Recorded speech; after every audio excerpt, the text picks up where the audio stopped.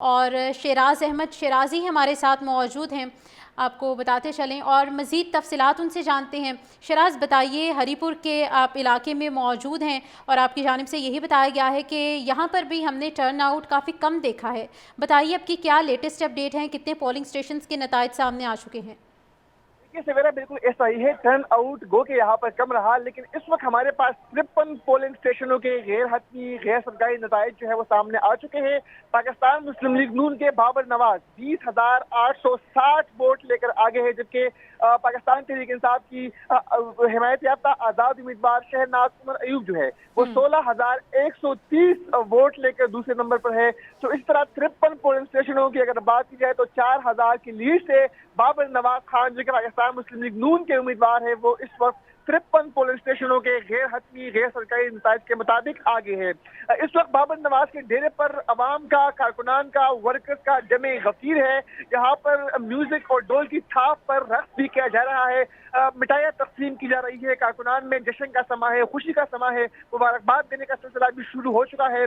बाबर नवाज के डेरे पर इस वक्त जो है सूबाई क़यादत मौजूद है। सूबे खैबर पख्तूनख्वा के अपोजिशन लीडर डॉक्टर इमादुल्लाह यहाँ पर मौजूद है। साथ ही स्पीकर जो है मुर्तज़ा जावेद अब्बासी भी यहाँ पर मौजूद है। इसके साथ साथ सरदार शाहजहां यूसुफ, नवाबजादा वली मोहम्मद खान, महाजरीन खान, निशानी दीगर जो सूबाई क़यादत थे वो यहाँ पर बाबर नवाज खान के डेरे पर मौजूद है। मुबारकबाद का सिलसिला जो है वो जारी है। 53 हल्कों के गैर हतमी गैर सरकारी नताइज जो है वो, जबकि इस वक्त जो है 65 हल्कों के जो नताइज है वो हमारे पास सामने आ चुके हैं। और 65 पोलिंग स्टेशन के नताइज के मुताबिक बाबर नवाज का जो पलड़ा है वो इस वक्त बारी है। यानी बाबर नवाज जो कि मुस्लिम लीग नून के उम्मीदवार है वो इस वक्त पाकिस्तान तहरीक इंसाफ की हिमायत याफ्ता उम्मीदवार शहनाज उमर अयूब से जो है वो आगे है। शहनाज उमर अयूब इस वक्त दूसरे नंबर पर है। पाकिस्तान मुस्लिम लीग नून को जो है उन पोलिंग स्टेशन से भी वोट पड़े हैं जहां पाकिस्तान तहरीक इंसाफ का होल्ड था, जहां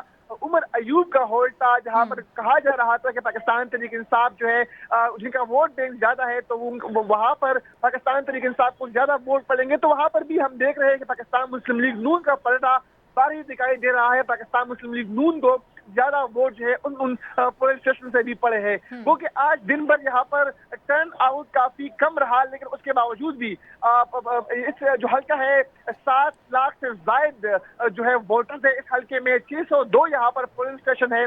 तो इसीलिए नताइज जो है वो आहिस्ता आहिस्ता हमारे पास आ रहे हैं। अब तक सिर्फ 65 पोलिंग स्टेशन के नताइज जो है हमें मौसूल हुए हैं और उसके मुताबिक भी पाकिस्तान मुस्लिम लीग नून का पलटा यहाँ पर भारी दिखाई दे बिल्कुल, रहा है। मुस्लिम लीग नून इस वक्त वाज़े बढ़तरी पर है। शराज साथ ही मौजूद रहिए। लाहौर से हमारे नुमाइंदे जुल्कनैन शेख भी मौजूद हैं। जुल्कनैन, बताइए लाहौर की क्या सूरत हाल आपने देखी? NA 129 यकीनी तौर पर एक बहुत सिग्निफिकेंट हल्का है और जो उम्मीदवारान हैं वो भी नहायत अहमियत के हामिल हैं कि उनके दरमियान कंपटीशन काफ़ी रफ एंड टफ हमने देखा है। बताइए क्या लेटेस्ट अपडेट्स हैं इस हल्के बारे? देखें, हल्का NA 129 को लाहौर में कई लिहाज से आप मुख्तलिफ मान सकते हैं। ये वो हल्का है जिसकी मेजॉरिटी एरिया जो है वो मिडिल क्लास पर है। इसमें गुलशन रावी, सब्जाजार और ऐसे इलाके थे जहाँ पर मिडिल क्लास जो है वो ज्यादा आबाद है। इसमें यहाँ पर आपको बहुत बड़ा पोश इलाका नहीं मिलेगा, कोई बहुत आपको यहाँ पर जिसको कहते हैं ना झुकियां या गरीब आबादी नहीं मिलेगी। सो इस मिडिल क्लास की सोच के हवाले से ये हल्का हमेशा इंपॉर्टेंट रहा है। और जो मियां अजहर यहाँ से पहले MNA थे और उनका ताल्लुक जो है पाकिस्तान तहरीक इंसाफ से था, अगर उनके बेटे, क्योंकि तहरीक इंसाफ PTI जो है वो यहाँ से जो है वो इलेक्शन का बाइकाट कर रही है और उनके बेटे हमाद अजहर अगर इलेक्शन लड़ते तो शायद आपको कुछ तब्दीली नजर आती। लेकिन अब इस हल्के में जो अभी तक के रिजल्ट भी आए हैं, आप मुख्तलिफ इलाके विजिट करें, सब्जाजार हो गया, आप गुलशन रावी आ जाएं, आप जितने भी एरियाज देखें वहां पर आपको एक्टिव जो है वो पाकिस्तान मुस्लिम लीग नवाज नजर आती है। और अभी तक के रिजल्ट के में भी जो हाफिज मोहम्मद नुमान है वो आगे हैं। और जो टर्न आउट है क्योंकि वो बहुत कम रहा है, इसलिए जो हाफिज नुमान है उनकी पार्टी एक ऑर्गेनाइज इलेक्शन लड़ रही थी और आप कह सकते हैं कि एक तरफ सिर्फ एक ही उम्मीदवार था जो किसी सियासी जमात से था, वो हाफिज नुमान था। बाकी जो आपको मिलते हैं वो इंडिपेंडेंट आजाद उम्मीदवार मिलते हैं और उन आजाद उम्मीदवारों को पार्टी सपोर्ट जो है वो नहीं मैसर थी। सो इस हल्के में लाहौर को क्योंकि पाकिस्तान मुस्लिम लीग नवाज का गढ़ समझा जाता है, तो लाहौर के अंदर आपको सारी क़यादत मिलेगी। हमने देखा कि पिछले इंतखाबात में ख्वाजा साद रफीक हों, दीगर लाहौर में मौजूद नून लीग के कारकुनान हों, तो वो सारे हाफिज नुमान को सपोर्ट कर रहे थे। तो अब तक के नताइज में भी हाफिज नुमान जो है वो लीड कर रहे हैं और अराई बिरादरी को बहुत ज्यादा अहमियत हासिल है इस हल्के में।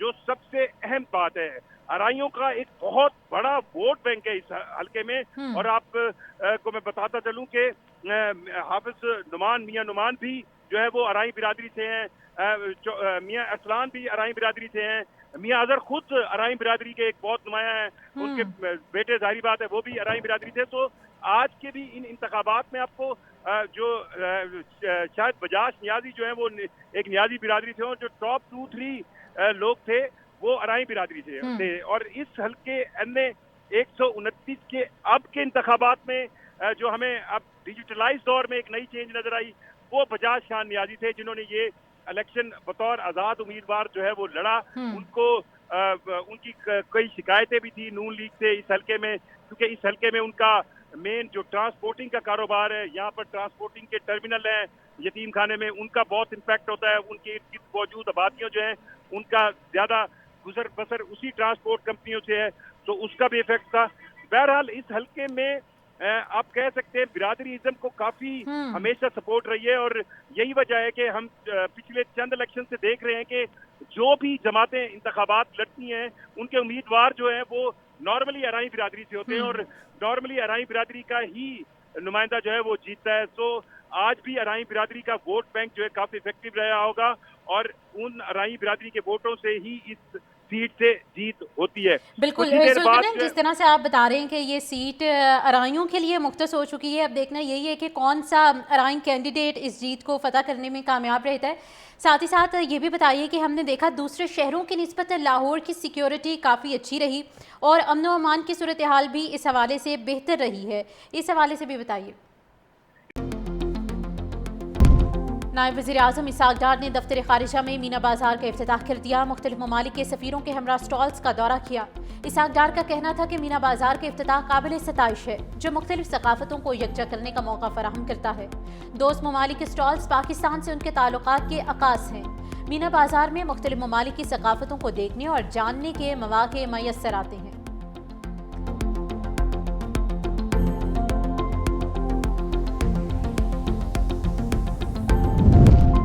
कोहिस्तान करप्शन स्कैंडल का एक और किरदार सामने आ गया। कौमी बैंक के कैशियर पर 11 अरब 75 करोड़ रुपए करप्शन का इल्जाम। B17 इस्लामाबाद में 26 फ्लैट्स, F11 इस्लामाबाद में 2 अरब रुपए मालियत का कमर्शियल प्लाजा भी कैशियर रियाज की मलकियत है। PWD में 3 कमर्शियल प्लाजे और गुलबर्ग ग्रीन में 2 फार्म हाउसेस और लग्जरी गाड़ियां भी मालिक हैं। न्यू ब्लू एरिया इस्लामाबाद में 4 अरब रुपए मालियत का कमर्शियल प्लॉट भी उनकी मलकियत है, जबकि इस्लामाबाद और मानसहरा समेत एबटाबाद में भी कई घरों के मालिक हैं। मुलजिम ने 11 अरब 75 करोड़ रुपए की ट्रांजैक्शंस की। नैब की हिरासत में मुलजिम ने प्ली बार्गेन के लिए दरख्वास्त दे दी है।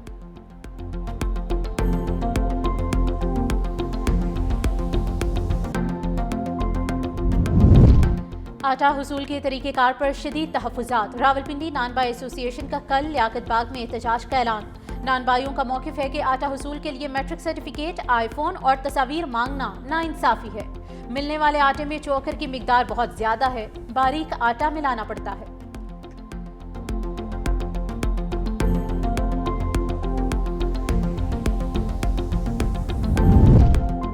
एशिया कप राइजिंग स्टार का फाइनल आज खेला जाएगा। पाकिस्तान शाहीन्स और बांग्लादेश मद्दे मुकाबिल होंगे। गुज़िश्ता रोज पाकिस्तान शाहीन्स ने श्रीलंका को 5 रन से हरा दिया। पाकिस्तान शाहीन्स ने पहले खेलते हुए 9 विकेट पर 153 रन बनाए। साद मसूद और सुफियान मुकीम ने 3-3 विकेटें हासिल की।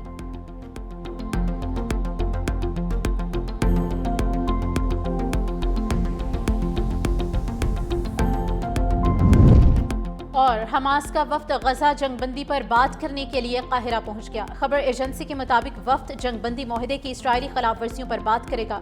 सेहूनी फौज की मुसलसल जंगबंदी माहदे की खिलाफवर्जी के बायस कई फलस्तीनी शहीद हो चुके हैं।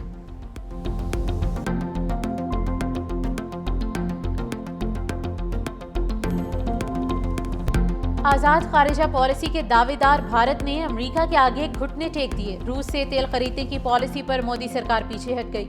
मोदी के करीबी अरबपति मुकेश अंबानी की कंपनी ने भी रूस से तेल खरीदना बंद कर दिया।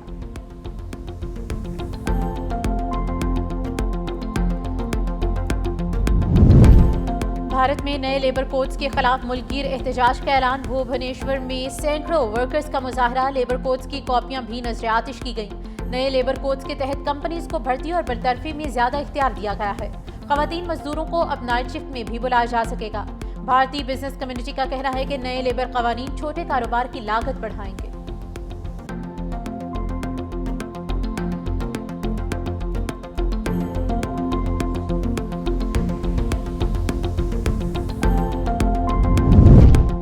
मुसलमान न्यूयॉर्क और लंदन का मेयर बन सकता है, लेकिन भारत में यूनिवर्सिटी का वीसी नहीं बन सकता। दारुल उलूम देवबंद के सदर मौलाना अरशद मदनी की मोदी हुकूमत पर शदीद तनकीद। कहा, अगर कोई वाइस चांसलर बन भी जाए तो उसे जेल भेज दिया जाता है।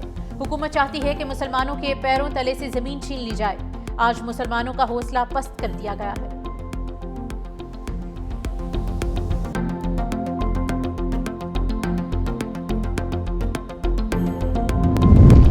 साबिक इंटरनेशनल एम्पायर खिजर हयात लाहौर में इंतकाल कर गए। वो कुछ अरसे से अलील थे और उनकी उम्र 86 बरस थी। 70 की दहाई में एम्पायरिंग की तरफ आए। टेस्ट, वनडे और डोमेस्टिक मैचेस में एम्पायरिंग की। खिजर हयात ने 34 टेस्ट और 57 वनडे इंटरनेशनल मैचेस सुपरवाइज किए, जबकि 3 वर्ल्ड कप के मैचेस में भी एम्पायरिंग की। चेयरमैन पीसीबी मोहसिन नकवी का इजहार अफसोस। एम्पायरिंग के शोबे में खिजर हयात मरहूम की गरां कदर खिदमात को खिराज अकीदत पेश किया।